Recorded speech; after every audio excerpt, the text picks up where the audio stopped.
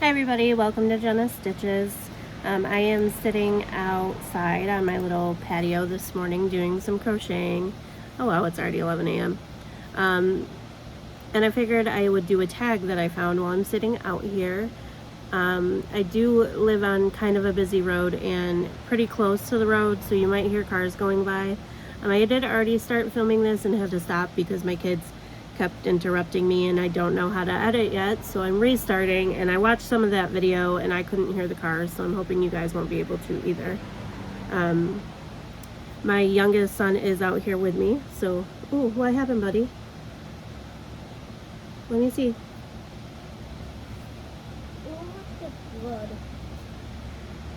Oh, you're okay. It's just a little boo-boo.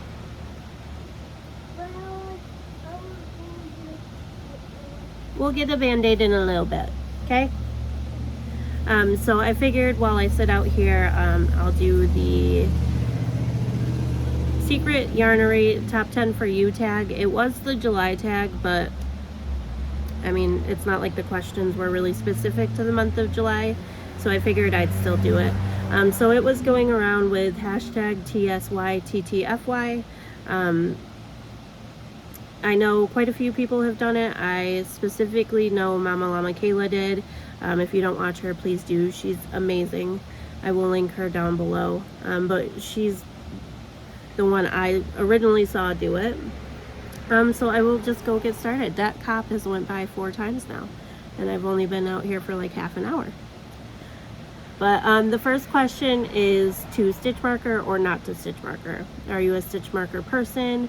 And if so, how do you use them? So I am a stitch marker person. I use them in 2 different ways really that I can think of. The first one would be if I'm working in the round, such as I am with this. I am currently working on a gnome. And if you saw my last video I posted, it would have been posted yesterday. You would have seen some progress on one of my gnomes and sneak peek. I did finish him, and I started another one last night with different yarn. It's much bigger. So I'm working on all the little pieces for this right now, the beard, the nose, and things like that. So I have to work in the round for all of those pieces.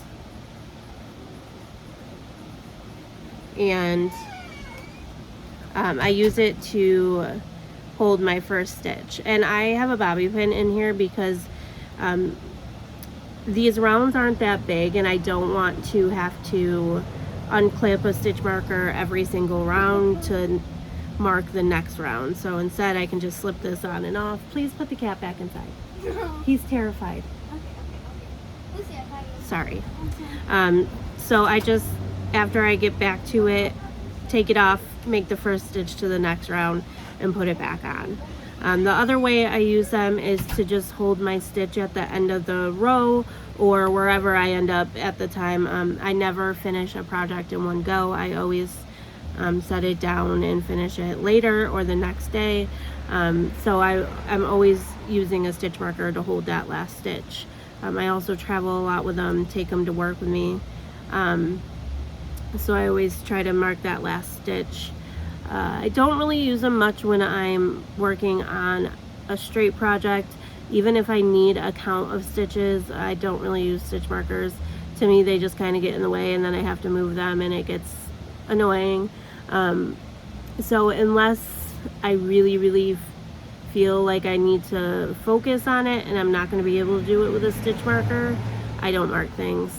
I use the little charms they make at Michael's. I can't remember the name of them right now, but they're in like the charm bracelet section, and I believe they are supposed to be for charm bracelets, but I just buy the charms and use those as stitch markers.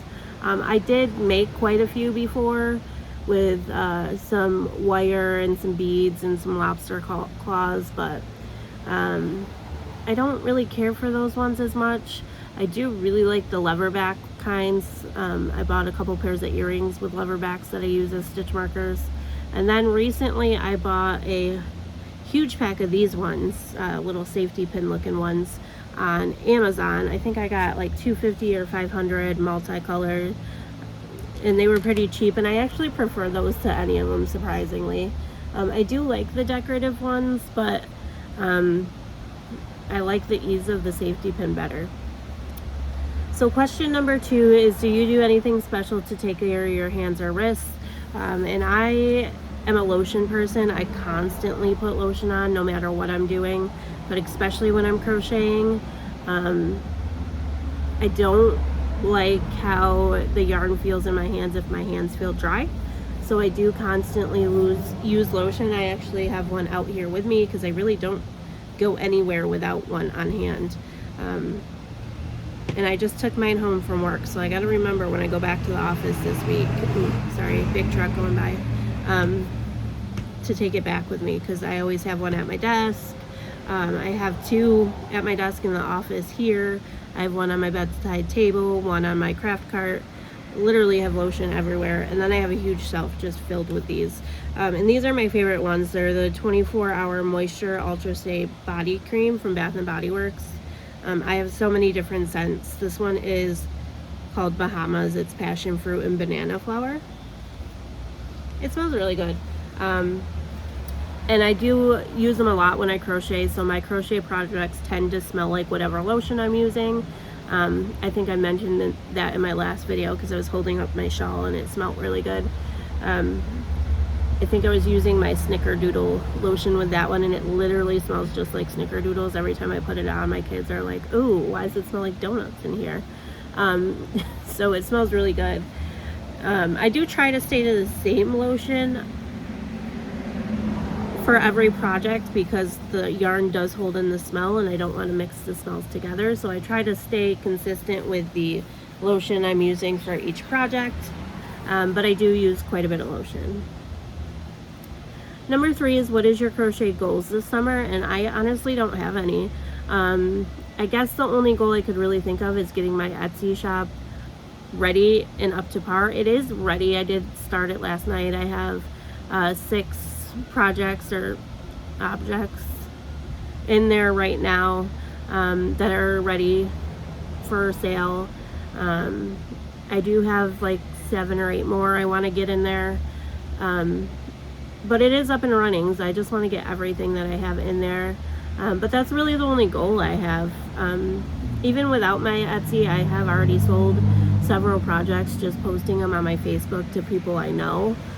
And that really was just one of my goals because I really fell in love with just making those bralettes that I've been making. And honestly, I like making them. Can't wear them all myself. So why not give them to other people and make a profit off of it? Other than that, I try to just crochet for fun. I do make things for other people, but when I put a time frame on it, it tends to not be fun anymore because then I'm worried about getting it done by the date it needs to be done. Especially if it's a big project. If it's a little project that I know I can get done in a couple hours, that's different.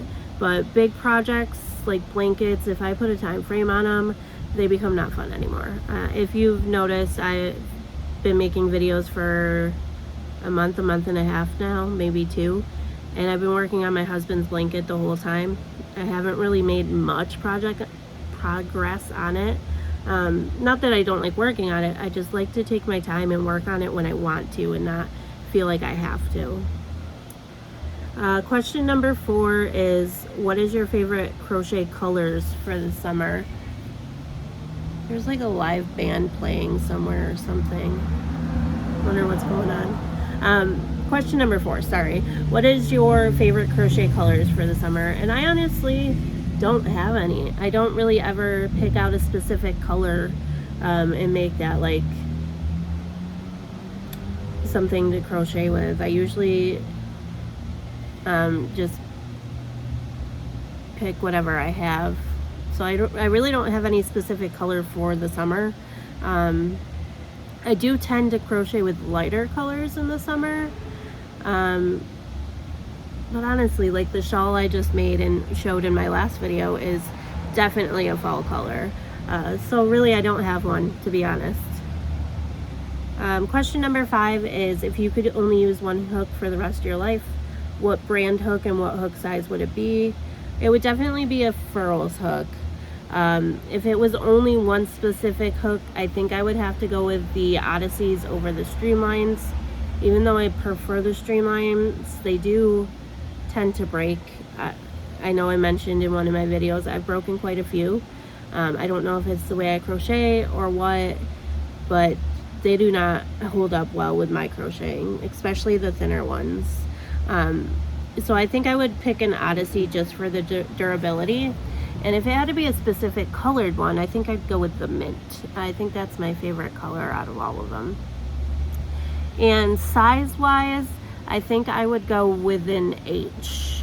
I tend to stay in the G to I range. I wouldn't even really say I barely use an I, and I barely go higher than an H, to be honest. So I think H would be a good one to just have, if that's the only hook I could have. I know a lot of people stay with I, like that's your standard like middle range hook size, but even if I'm like giving somebody a hook or buying a hook just to have a project to work on, I always go to H. So I think that's the one I would pick. Number 6 is, how old were you when you learned to crochet? And I've only been crocheting for about 4 years now, so I would have been 31. I'm 35 now. I've crafted pretty much my whole life. I started out doing latch hooks when I was really young. My dad got me one for Christmas one year, and I just fell in love with it and did them all the time. And I kind of stuck to those for many years. And then when I was on maternity leave after having my oldest son, who just turned 9, I started cross stitching, and I fell in love with that. Did that for a couple years. I still do it here and there, but not as much as I used to. And then I kind of got interested in other crafts, and I tried knitting. I do know how to knit. If you saw, I've made some knitted hats recently, but knitting to me is difficult. Like, I can knit and purl with no problem. I can't switch back and forth between the two too much because I lose my concentration. Even doing a simple rib for like the border of a hat, the part that goes around your head, I lose focus and can't remember if I just knitted or purled, and I have a hard time distinguishing between the two while I'm working. So I always struggled with that. I can do a garter stitch blanket, no problem. But any more complicated than just knitting and purling, I couldn't grasp the concept of. Even something as simple as increasing or decreasing. And if I dropped a stitch, it's over. I can't figure out how to pick it up, back up, and continue. So I would have to undo the whole project and restart. So I got really frustrated with that, and at one point for the job I had, I was a point of contact for one of the programs I worked on. So I was pretty much up walking the floor all day, checking to see how everybody was doing, if they had any questions. And a lot of the people on my team at that point did crochet, so they would always bring their projects in and work on them while they were working, just like I do. And I saw the versatility of it. To me, knitting is not that versatile, and I know a lot of people will disagree with that, but you can do so much more with crochet, in my opinion. So I really liked what I saw, and I was kind of jealous. So I went home and actually went to the store that night, bought some yarn and a hook, and taught myself how to crochet. My whole immediate family knows how to crochet. My dad, my mom, my brother. They don't crochet, but they know how.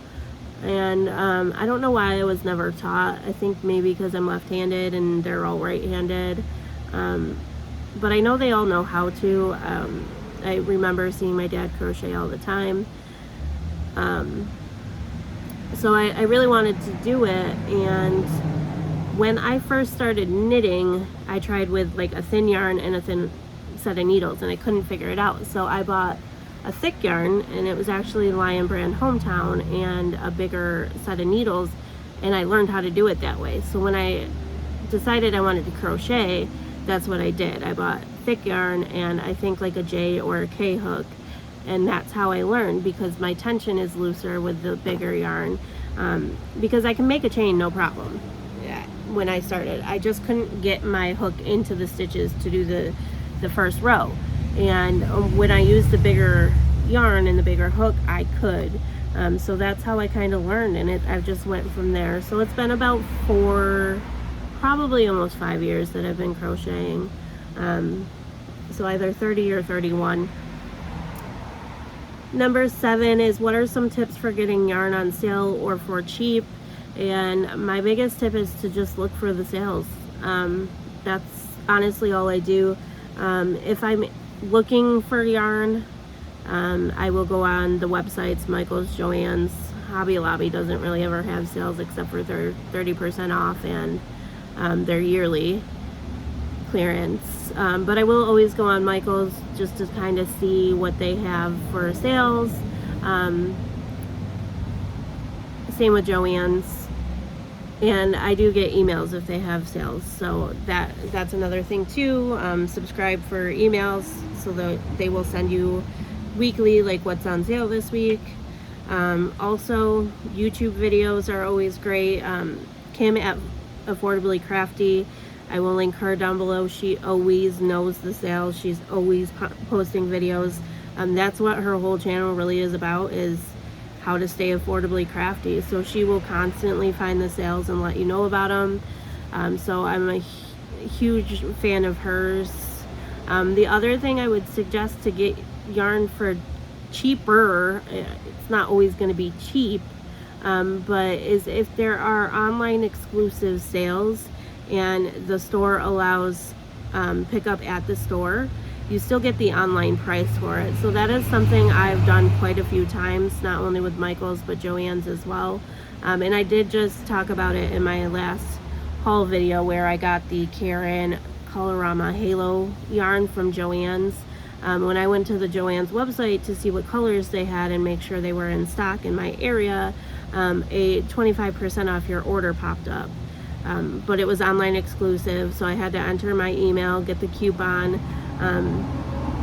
But they were already on sale. $9.99 is the regular price. They were down to $7.49, I think.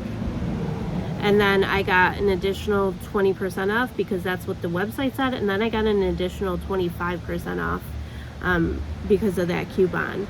But only if I purchased them online. So I did. I purchased it online and chose to pick it up at the store. So I ended up paying $20 for something that should have been $40. So that's the thing too. I know, like I said, I've done that quite a few times with both Michael's and Joann's, where the online exclusive sales, I've purchased it but chose to pick it up in the store instead. And you still get the sale price because you're actually purchasing it online. Number 8. What is your favorite holiday? And my favorite holiday, hands down, is Halloween. I'm not really sure why. I'm not really much of a scary movie person or a spooky person. I just love the atmosphere. It always makes me excited. I love, yes, trick-or-treating with my kids. I do love Halloween movies. Every year without fail I watch Halloween Town, all 4 of them, from like October 1st all the way through the month, usually earlier than that. Have to watch Hocus Pocus at least 2 to 3 times a year, and I just love them. I love the Halloween decorations. I do love the spooky stuff like that, like all the Halloween decor and everything. I'm just not a fan of scary movies too much, but I love the littler kid Halloween movies like Hocus Pocus and Halloween Town. Other than that, I would just say Christmas, just because, yes, babe. Yeah, we saw Mima on Halloween. You got an ant in your hair. Come here. Come here. Got a bug in your hair. There you go. I would just say Christmas would be my second favorite, just because of how excited the kids get. to open presents, and I like buying presents for people.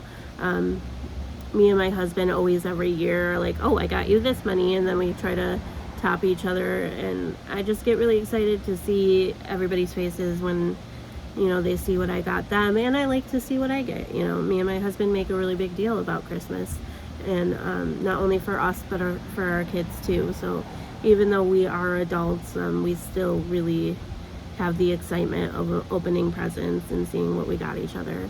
And I have a routine of, you know, opening a few presents at home with my husband and the kids, and then we head to my parents' house and open presents with them, and then we head to my best friend's house and open presents with her and her husband. So I love just being around everybody that day and being able to see the happiness that everybody has. So Halloween definitely number 1, but I would say Christmas is number 2. Question number 9 is, what is your favorite benefit of crochet? How has it helped you? I think, other than that it's just really fun, is that I do tend to have, I've never been diagnosed, but kind of like ADHD. I have a really hard time focusing on one thing if I'm not doing something with my hands. Especially with my job, I know I mentioned that I'm the QA and training specialist. If I'm just working on QAs, so I sit there and listen to calls and grade them all day, I will listen to a call 4 or 5 times if I'm not doing anything with my hands and have no clue what it was about. Or if I'm crocheting, I can focus more on that call. And I know it seems weird, and I know my old boss never understood it, and she didn't like it. She's like, you can't focus on what you're supposed to be doing if you're crocheting. That is the complete opposite for me. I don't know if it's because I do have like ADHD and was never diagnosed or what, but I definitely focus a lot more when I'm doing it, and I honestly just love it. It gave me something to love and be passionate about. The main reason why I started the channel is because no one I really know in my real life crochets or has the passion for it like I do, so I like to be able to talk about it. And I know no one that I actually talk to besides my husband really cares about it, but it is something that I really, really love and enjoy and am passionate about. So that is my favorite benefit, is just how much I love it, but also how much it helps me focus when I work. And then the last object here, the last question I have here is question number 10. What do you do with your FOs, or finished objects? And it all depends on what I made them for. If I specifically made it for someone, I'm going to give it to them. Some of them recently I have made with the hope to sell, either, you know, just with people I know in my personal life or on my Etsy. I hope to do craft fairs eventually. I do live in just a very small area, so we don't really have much around here, but I do hope to do that. If I just made them to make them, I do have a huge tote bin in my dining room filled with already made crochet projects, whether it be blankets, shawls, hats. So they kind of just sit there, but I think everything that's in there right now I am gonna post on my Etsy. Just why not? I mean, if it doesn't sell, it's gonna sit in the tote bin. If it sells, then hey, I get some money out of it, and it's not in that tote bin anymore, and somebody's actually gonna appreciate it. That's really about it. I mean, I haven't making the gnomes. I've made one so far, and the one, sorry, that was probably really loud. The one I made that I just showed, this one, I am keeping him, especially because it's mid-August, so I can have him out for Halloween pretty soon. So he'll be displayed around the house. I do use all the blankets I make, and I still need to make that video. I know I've said it a few times that I have a lot of crocheted blankets, and I want to make a video featuring all of them, but we use them all. There's never a blanket shortage in this house. I do make the kids hats. They never really wear them though. They don't really ever get cold. We live in New York and it gets really cold, like in the teens and the even lower than that, and they don't really care to wear hats. So I mean, I'll make them, but they rarely ever wear them. So really it all just depends on what I made it for. If I made it specifically for someone, they get it. If I made it just to make it, it kind of just sits around. But I try not to do that too much. Usually everything I make has a purpose. So that is the last question. Hope everybody enjoyed. I do know there is a few more tags out there that I will eventually get around to doing. I'm not going to tag anybody specific since this was a tag from last month. I know quite a few people did it, and I'm not sure who they were at this point. So if you didn't do it and you want to, go ahead and do it. I tag you. But thanks for watching. I hope you all have a great day. Bye.